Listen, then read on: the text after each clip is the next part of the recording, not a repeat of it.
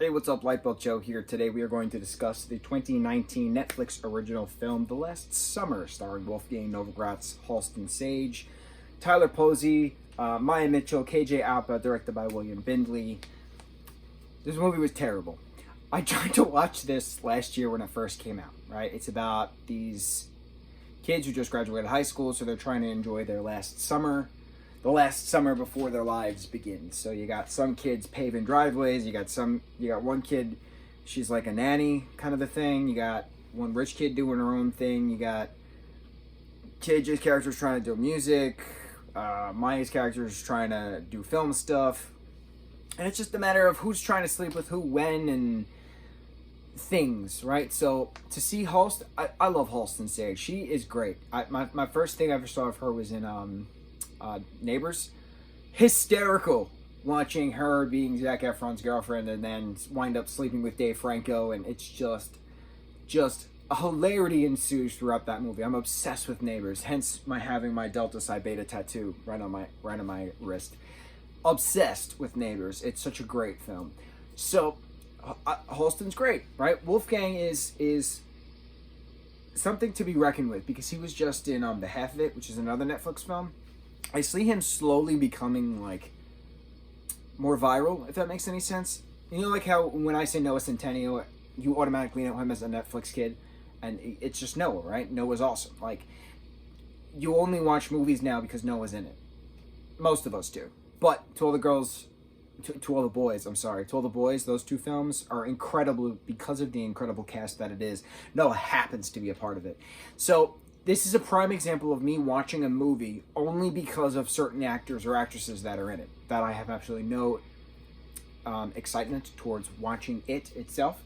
So when I first saw the trailer, I was like, oh, okay, KJ's in it, Halston's in it, Tyler's in it, you know, Maya's in it. I'm so excited.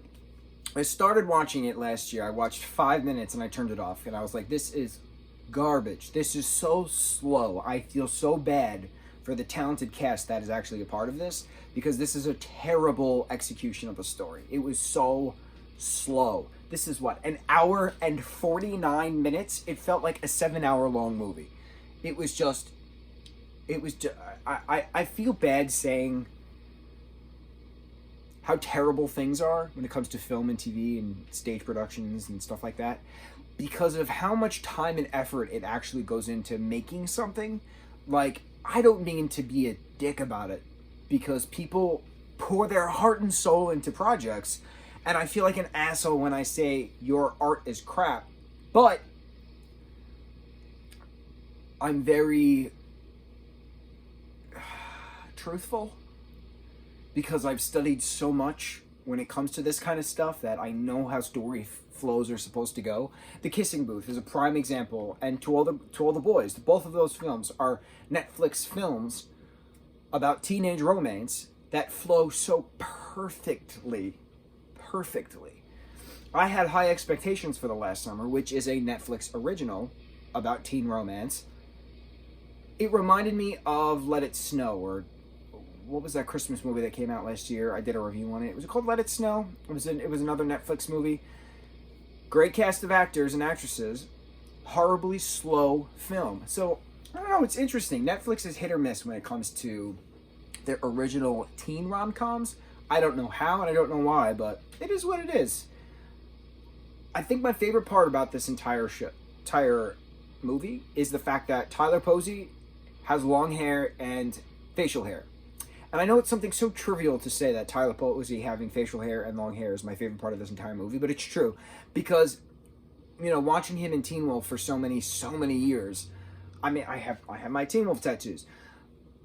He was on a strict short hair and no facial hair because he's supposed to be a teenage boy throughout the series, right? Throughout the entirety of the series. And I think it's fun watching him now playing these different roles, allowed to grow his hair out, allowed to grow his facial hair out, because he can actually do that. You know, he has a lot of follicles on his face, so he looks great with the beard. He looks great regardless, but still, it's nice seeing that. And, like, there's a movie he's in coming out, I want to say the end of this year, the beginning of next year, called Alone. It's another apocalyptic kind of movie. It looks pretty indie, but again, he's covered in his tattoos. He's got, I already seen stills from this. He's shirtless, running around with a baseball bat. His hair's flowing in the breeze. Like, I'm so excited to finally see Tyler being allowed to be Tyler. Because he's this rambunctious, like, stuntman in himself. And he's just so awesome and creative. And, yeah. We talked once in the city. That's my Tyler Posey story. I asked him about Reese's and Butterfingers. And that's the conversation we had. It was a Teen Wolf event. It was very fabricated because it was an actual event. So, like, I asked him a question. It's not like I saw him, you know, at a place or whatever. I'm rambling.